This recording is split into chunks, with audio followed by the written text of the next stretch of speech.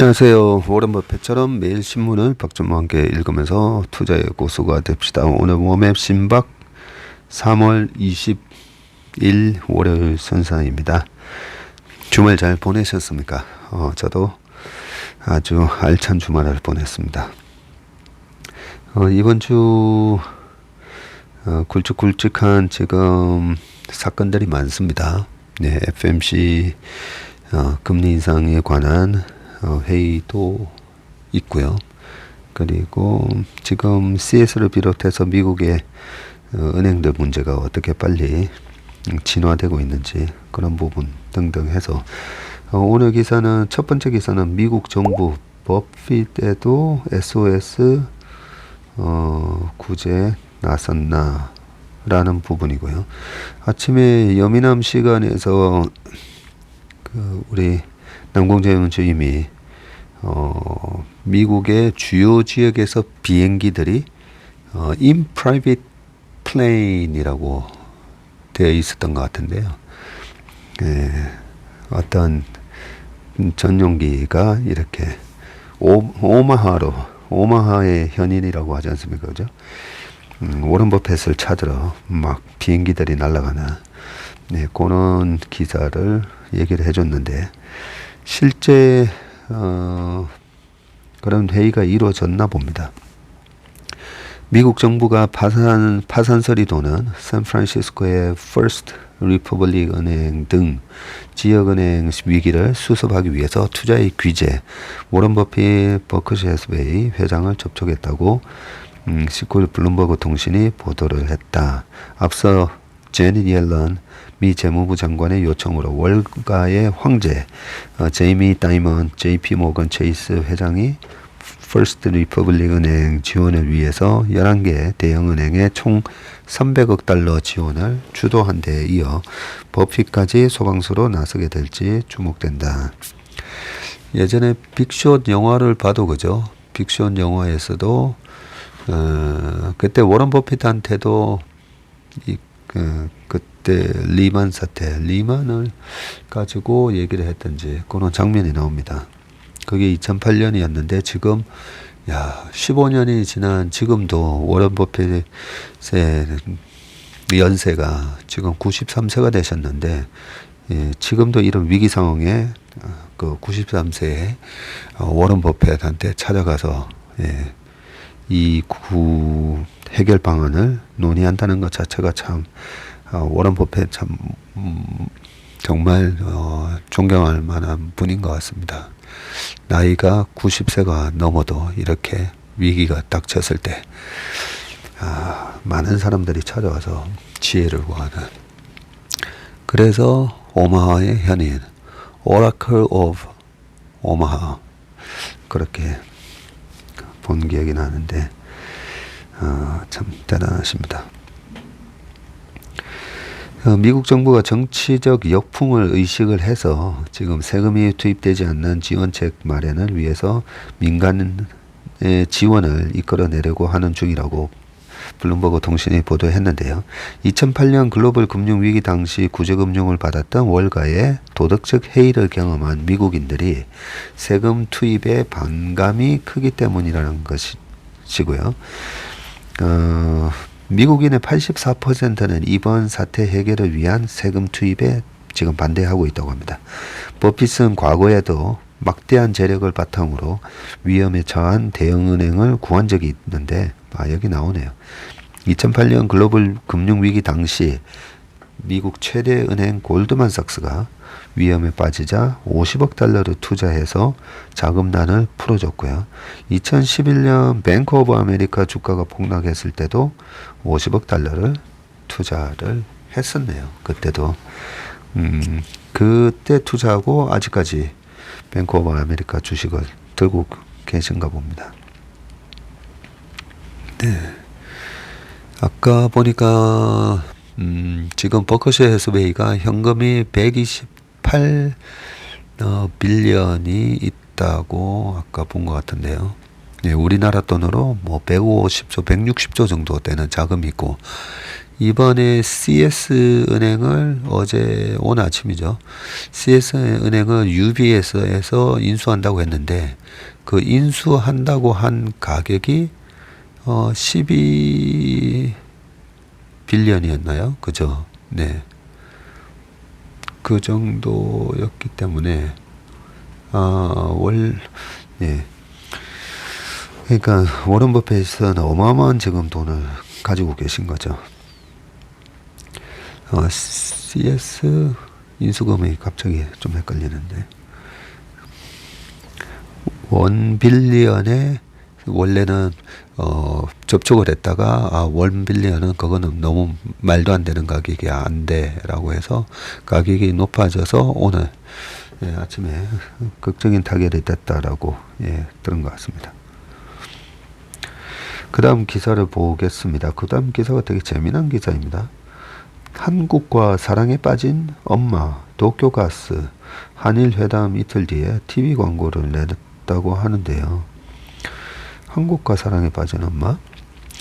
일본의 공기업인 도쿄가스가 18일부터 한국과 사랑에 빠진 엄마를 주제로 한 TV 광고를 시작했다고 합니다.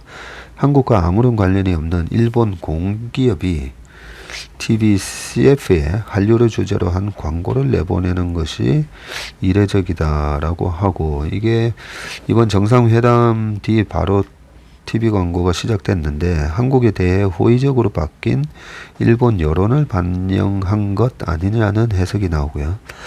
도쿄가스는 도쿄도를 포함해서 관동지방 6개 현에서 6만 킬로미터의 가스 배관을 보유한 일본 최대의 도시가스 공기업이라고 합니다. 여기 사진이 나오는데 보니까 일본 공기업 도쿄가스의 TV 광고인데 주인공으로 등장한 여성이 한국 아이돌 그룹 원어스의 멤버인 환웅의 이름을 들고 응원하고 있다라고 합니다. 여환웅 해가지고 환웅. 저는 이제 잘 모르는 멤버긴 한데, CF 첫 장면에는 사랑에 빠졌어요. 30살 연하에게라는 대사와 함께 TV를 보는 일본인 여성이 등장을 하고, 택시기사인 그녀는 한국 아이돌 그룹 원어스의 환웅에게 반했는데 한국어를 배우고 시노코부를 다니며 택시에 탄 한국 손님에게 도와드릴까요? 라고 말을 건넨다. 상막했던 그녀의 방은 원어스의 굿즈로 가득 차 있고 기대했던 서울 콘서트 관람 추첨에 당첨이 됐지만 고열 탓에 한국행 비행기를 못 타고 좌절한 엄마, 이제 다 끝났다고 허탈해하는 엄마에게 10대 딸은 무슨 소리야, 엄마의 한국에 대한 오시카스, 누군가를 뒤에서 응원하는 일이라고 하네요. 엄마의 오시카스는 이제부터잖아 라며 삼계탕을 끓여준다는 스토리다. CF에는 서너 차례 도시가스로 음식을 만드는 장면이 나온다. 광고에 출연한 배우 안도 다마에 씨는 CF에서 한글을 말하는 장면이 나오는데 우 발음이 너무 어려워 꽤 연습했다고 합니다. 우 발음이 없나요? 일본어에는?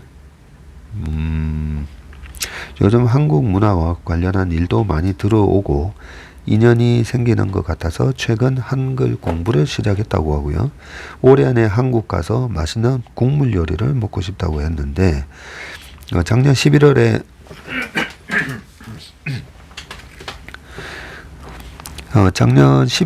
한국국제교류재단이 도쿄에서 개최한 K-북 페스티벌에서 한국 소설을 낭독하기도 했다고 하네요.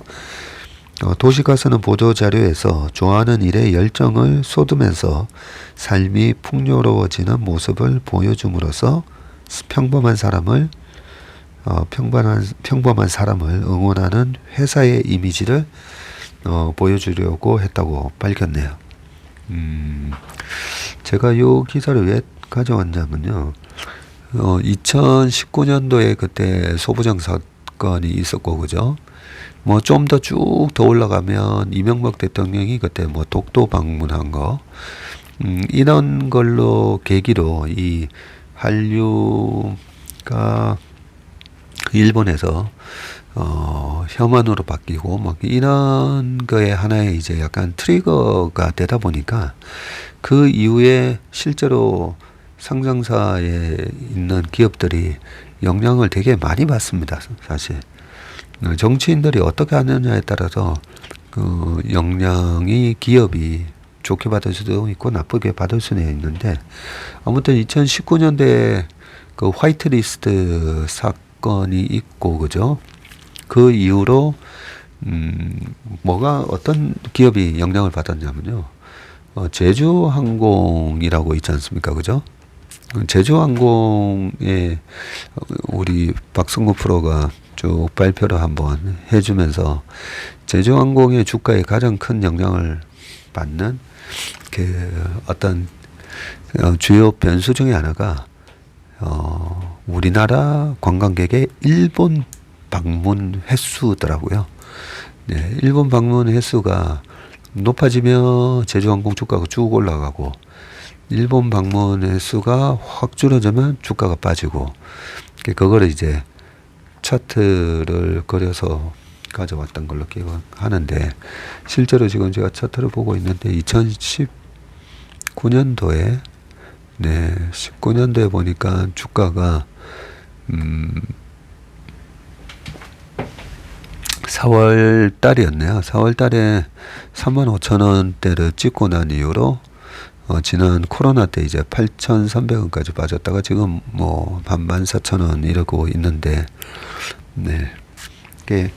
그 분위기를 체크를 하는 겁니다. 지금 어떤 분위기가 뭔가 악화되고 있는 분위기가 확산되고 있는 건지, 좋은 분위기가 이제 형성되고 있는 건지, 그런 부분에서 공공기관에 해당되는 도쿄가스가 공기업인 도쿄가스의 광고를 이렇게 한국인과 사랑에 빠진 엄마, 이게 아무리 뭐 정상회담을 했다고 해서 이런 광고를 내보내기는 쉽지 않을 건데, 예, 이게 공감이 형성이 안 되는 광고라면 엄마가 이렇게 한국의 아이돌 그룹에 대해서 이렇게 환호하고 막 즐거워하는 모습을 함부로 올리지는 못할 건데, 굉장한 공감대를 형성할 수 있다라는 거잖아요.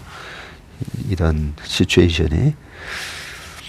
그런 거 보면 일본 관광객의 방문이, 한국 방문이 많아질 수도 있겠다, 뭐 이런 생각도 좀 드네요. 네.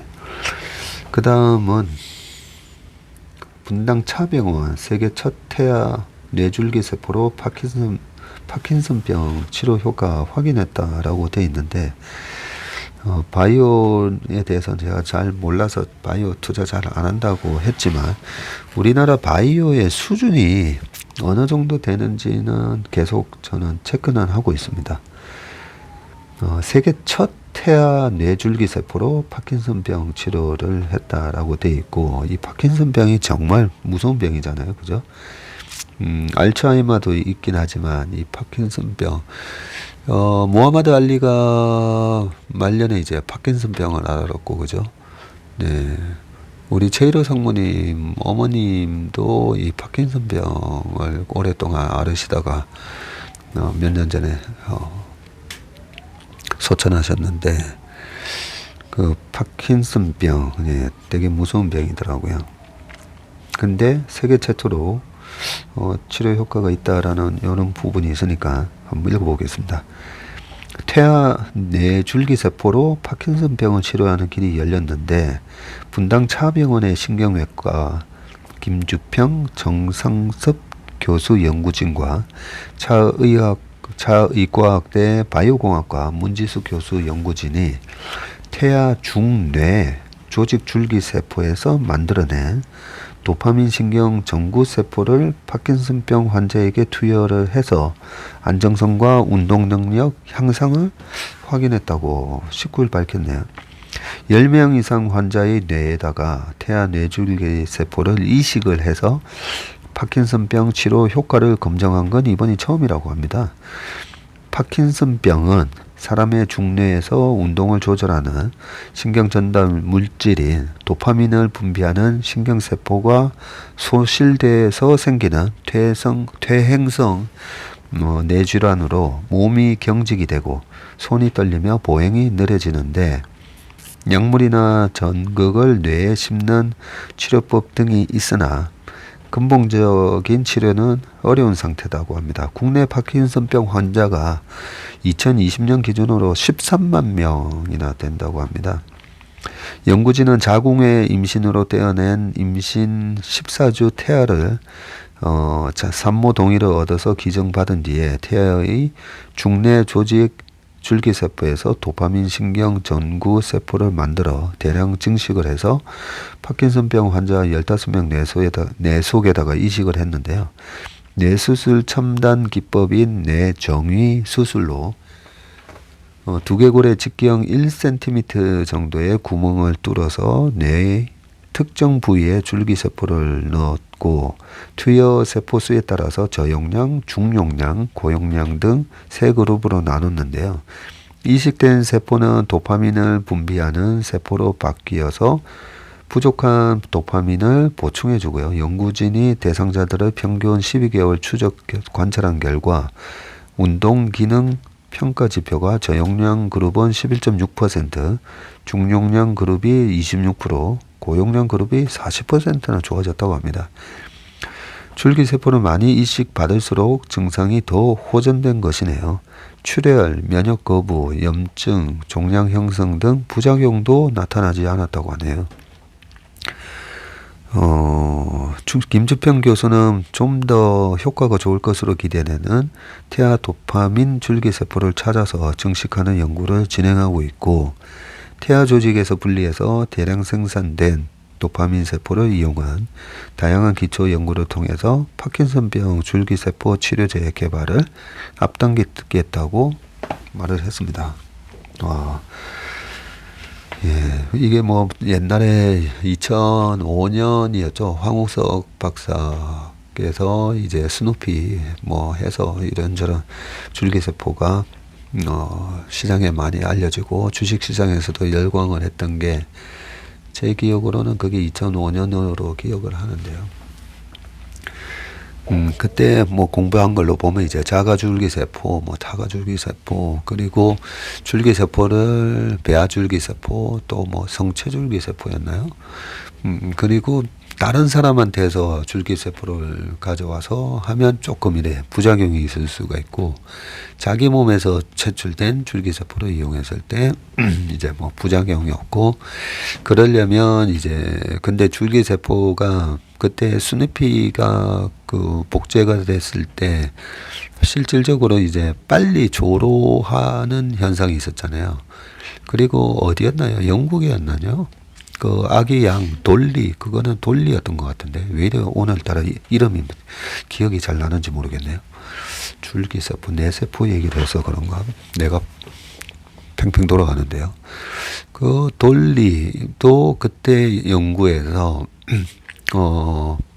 엄마로부터 이렇게 해서 복제를 하다 보니까 아기가 정상 아기 양처럼 이래 천천히 자라는 게 아니라 어느 정도 키우다 보니까 빨리 늙어버린다는 거죠.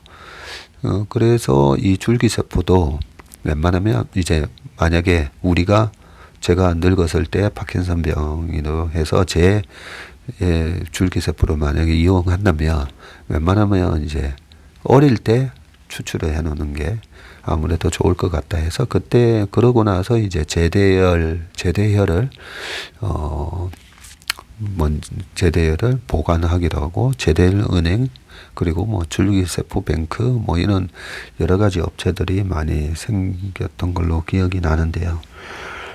그러고 나서 지금 벌써 이제 18년, 19년째 이렇게 이제 되면서 그 사이에 또 이런 기술적인 진보가 아마 많이 일어났겠죠. 태아 도파민 줄기세포를 찾아가지고 파킨슨병을 치료하는 그런 세계 최초의 치료 효과를 분당 차병원에서 입증을 하셨다고 합니다. 김주평 교수님을 비롯해서 정말 이 파킨슨병 치료에 정말 획기적인 그런 치료 방법이 탄생을 정말 했으면 좋겠습니다. 그 다음에는 브라질 룰라 브라질 룰라 기업인 240명 이끌고 26년 방중이라고 되어 있는데요. 브라질 최근에 어떤 뭐 중소기업체들을 이렇게 만나보면 브라질로 이렇게 수출이 많이 된다. 특히나 이제 뭐 미용 치료기기 이렇게 생산하는 업체를 만나봐도 그런 얘기를 많이 하더라고요. 그래서 이런 기사를 통해서 브라질에서 지금 기업인 240명을 이끌고 26일 날 중국을 방문한다고 하는데 지금 브라질의 경제를 대통령께서 어떤 식으로 드라이브를 걸고 있는지 그런 거를 이제 한번 확인하고 싶어서 가져왔습니다.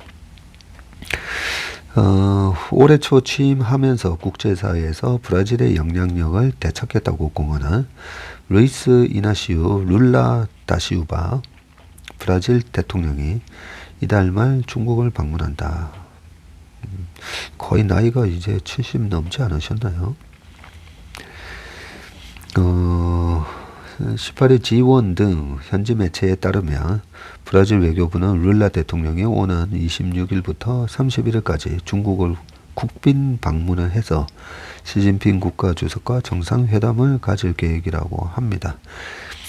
룰라의 이번 순방은 전임 자이르 보소나루 대통령과 달리 중국과 우호관계를 재개하려는 의지라고 전했습니다. 양국은 경제협력을 주요 의제로 논의하고요. 20개 이상의 이 협정을 체결할 예정인데요. 브라질의 대두, 철광석 등 원자재와 중국의 기계통신 장비와 운송 차량 등 산업장비 관련 협력을 강화하고 양국의 교육, 문화, 금융, 과학기술 교류에 대한 장벽을 낮추는 데 초점을 맞춘다는 것이다. 이를 위해 룰라 대통령은 연방의원 39명과 각 분야 주요 기업의 240명과 동행할 계획이다라고 하고요. 룰라 대통령의 이번 방문은 대통령으로서 자신의 세 번째 중국 방문이라고 하네요. 이전에 재임할 때 2004년과 2009년에 국빈 방문한 바 있네요. 그때도 시진핑 주석은 3년임 시작 후에 자국을 방문하는 첫 번째 국빈으로 브라질의 룰라 대통령을 선택을 해서 남미와의 관계를 강화하겠다는 입장을 분명히 했다고 합니다. 남미와의 관계, 혹시 중국 축구를 강화시키기 위해서 브라질 대통령을 불렀나? 갑자기 그런 생각이 드네요. 룰라 대통령은 지난 1월 취임 후 아르헨티나에서 열린 중남미 카리브해 국가공동체 정상회의에 참석한 데 이어 2월에는 미국 워싱턴 DC를 찾아서 조 바이든 대통령과도 회담을 했었네요. 네. 근데 요 방문 일정을 보니까 과거에 2004년과 2009년에 국빈 방문한 바 있다라고 되어 있잖아요. 2004년도부터 브릭스라는 말이 이제 탄생하게 되는데, 뭐 정확하게는 2004년부터는 아니고 한 2005년부터.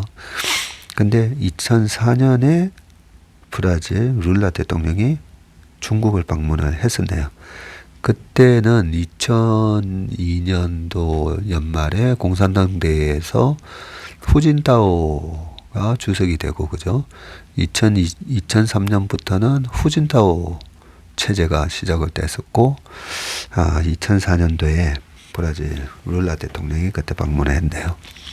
이번 방문을 계기로 또 한 번의 제2의 브릭스가 주식시장에서 또 한번 부각이 되면 좋을 것 같습니다. 2004년, 5년, 6년, 7년까지 그때 뭐 중국 인프라 사이클에서 주식시장에서 부자가 된 분들이 꽤 많습니다.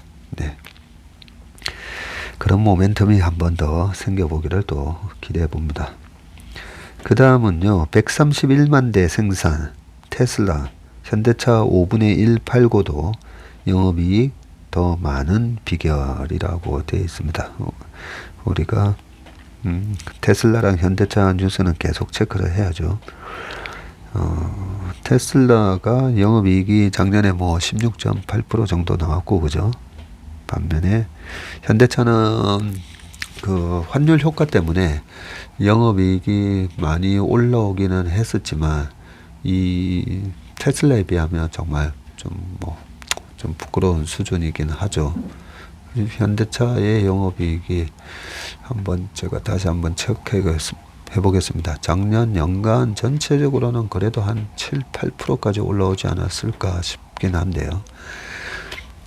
작년 2022년도에 142조 매출을 했고 영업이익은 9조 8천억 이익이 났었습니다. 그래서 영업이익률이 6.89% 났고, 재작년에는 5.68이었고요. 코로나 때는 2.3이었었습니다.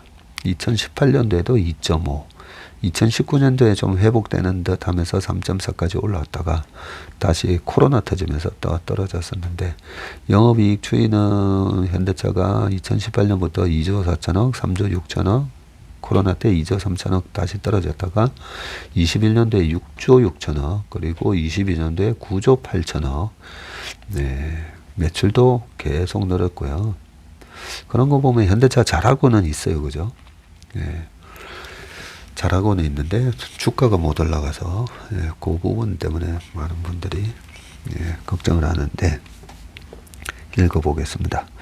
지난 3월 1일 여러 나라가 치열한 유치에 나섰던 테슬라의 기가 팩토리가 멕시코로 정해졌다고 우리가 알고 있습니다. 기가 네바다, 기가 뉴욕, 기가 상하이, 기가 베를린, 기가 텍사스에 이어 6번째 공장이네요. 기가 뉴욕도 있나 보네요. 많은 국가들이 기가 팩토리를 원한 것은 단순한 생산 기지가 아니기 때문이다. 2017년 10만 대를 겨우 생산하던 테슬라가 2022년도에 131만 대를 판매하면서 불과 5년 만에 10배 이상 성장을 했고, 그죠? 올해는 한 185만 대에서 190만 대 그렇게 지금 예상을 하고 있는데, 작년에 판매량 684만 대로 세계 3위에 올라선 현대차 그룹의 영업이익이 17조 원인데, 요거는 현대차 그룹이네요. 기아차랑 합친 겁니다. 기아차랑 합쳐서 17조 원인데,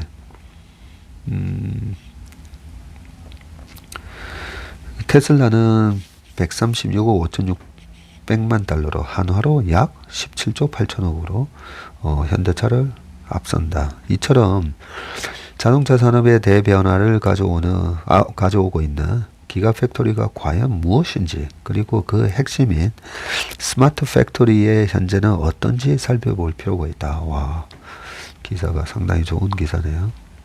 사진에 테슬라의 네바다 기가 팩토리가 사진에 있습니다.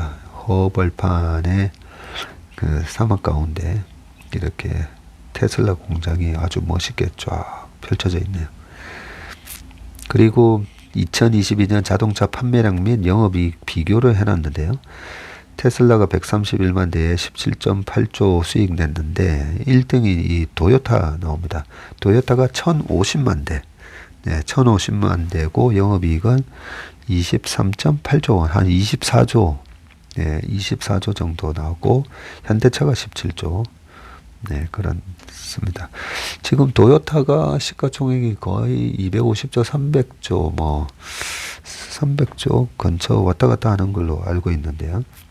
영업이익은 현대차 그룹하고 크게 차이가 없는데, 현대차가 지금 시가총액이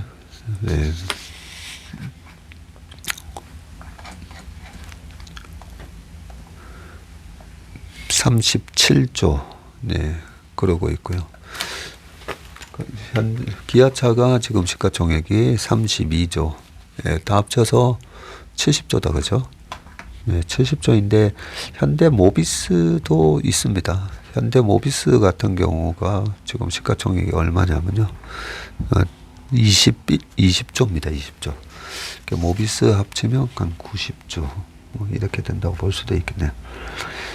2011년 노동력 부족으로 해외 저임금 노동에 의존하던 독일은 제조 부활을 위해서 디지털 기술을 생산 현장에 광범위하게 지금 도입했고 이를 인더스트리 4.0이라고 했고요.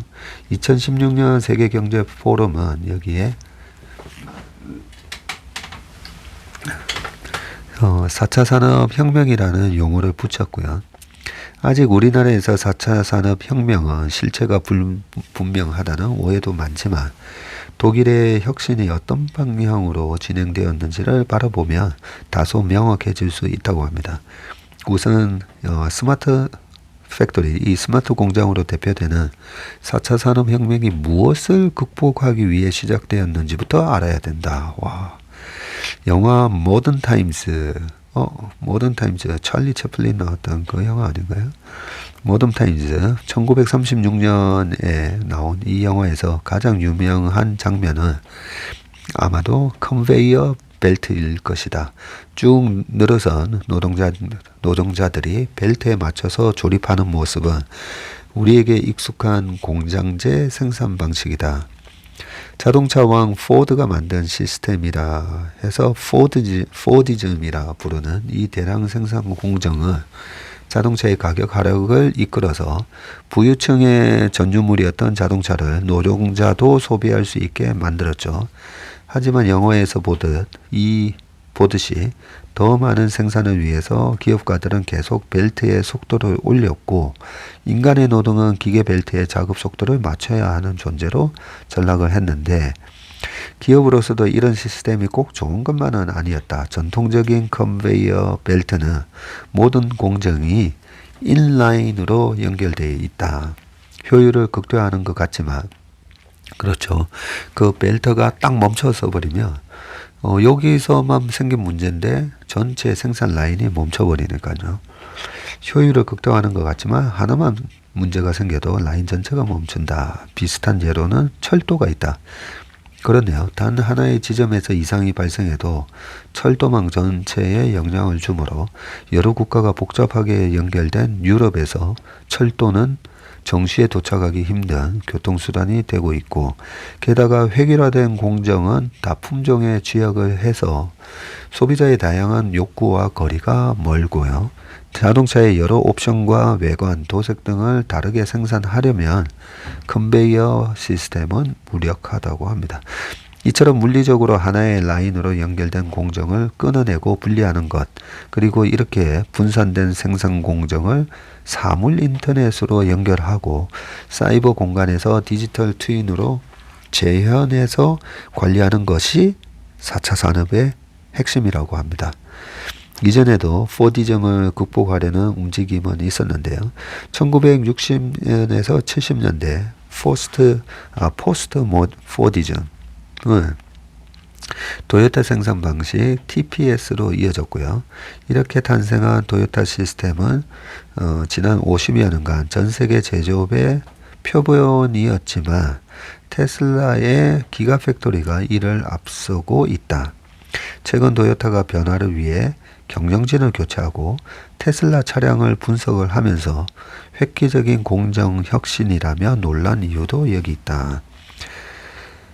기가팩토리를 대표하는 공정은 기가프레스라고 불리는 초대형 주조공법이다. 자동차의 차체는 많은 부품이 용접 등으로 이어지는데 이 기가프레스는 알루미늄을 녹여서 단 하나의 부품으로 찍어낸다. 부품이 줄면 공정이 줄고 공정이 줄면 분량이 적어지고 생산성이 올라간다. 이렇게 단순화된 차체는 AGV, Automatic Guided Vehicle로 불리는 무인 운반차에 실려서 조립이 되고요. 컨베이어 벨트에서는 문제가 발생하면 라인 전체가 멈추지만 이 AGV는 그 차량만 빠지면 된다. 생산의 유연화가 가능해지고 컨베이어 벨트는 사라졌고 생산은 분산되어 위험을 줄였으며 이렇게 물리적으로 분산되어 끊어진 제조 설비는 무선 통신으로 또 연결되고요. 이렇게 생산 공정을 구성하는 것을 스마트 공장이라고 한다. 와. 요컨대 스마트 공장은 로봇이 사람을 대체하는 단순한 자동화가 아니고 로봇의 과도한 의존은 오히려 실패 사례가 되기도 해서 아디다스의 로봇 신발 공장 스피드 팩토리는 3년간의 실험 끝에 2019년 폐쇄하기로 했다네요. 테슬라 역시 2018년 전면 자동화를 도입했다가 사전 주문 물량을 소화하지 못해서 파산 위험에 빠지기도 했다고 합니다. 컨베이어 벨트를 극복하기 위해서는 훨씬 더 고도의 디지털 기술이 결합한 전혀 새로운 차원의 제조 혁신에 대한 철학이 필요했고요. 이런 고민 끝에 탄생한 기가팩토리는 개선을 거듭하며 생산성 1위의 공장이 되었다고 하네요. 이미 현대차를 비롯한 우리 기업들도 스마트 공장에 나서고 있고요.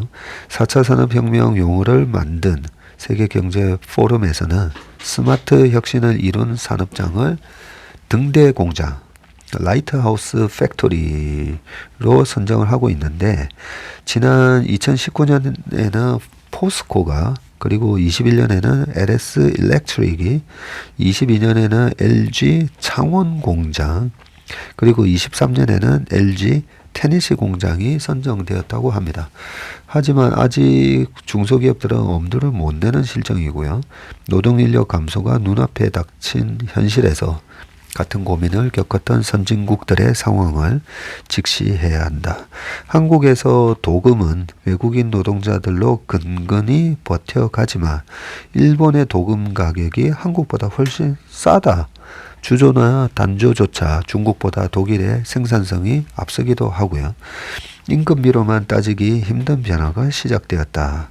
이처럼 급격히 진행되고 있는 제조 환경의 진흥화는 우리 산업에 많은 도전을 요구하고 있다. 민택이 SNH 연구소장님이 쓰신 칼럼이었습니다.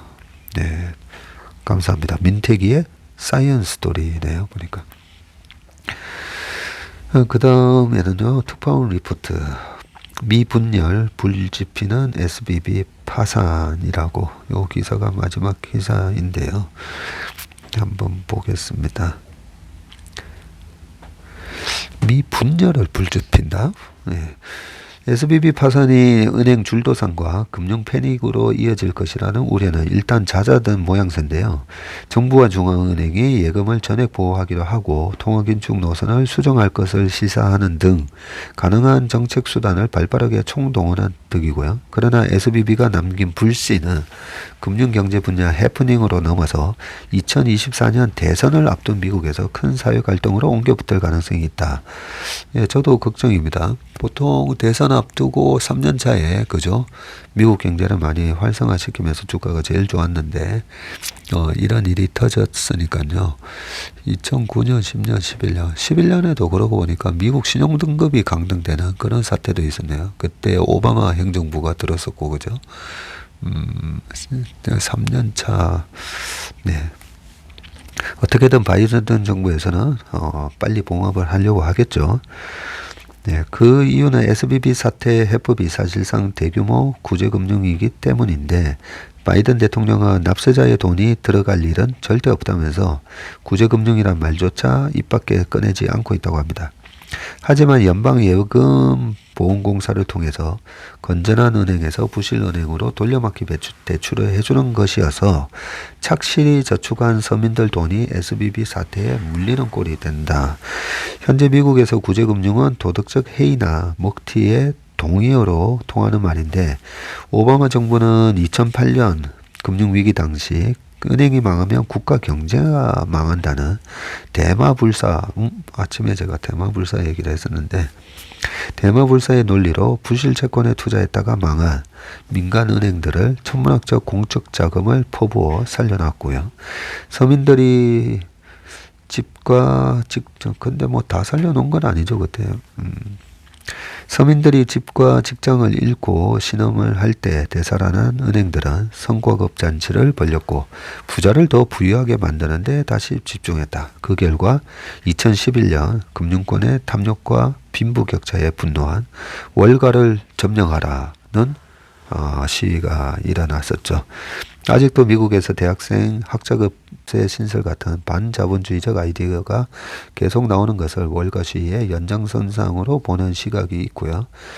버니 샌더슨 같은 극좌 포퓰리스트와 도널드 트럼프라는 극우 포퓰리스트도 결국 월가 시위가 낳은 정치 분열의 단면이라고 뉴욕타임즈가 지적을 했습니다.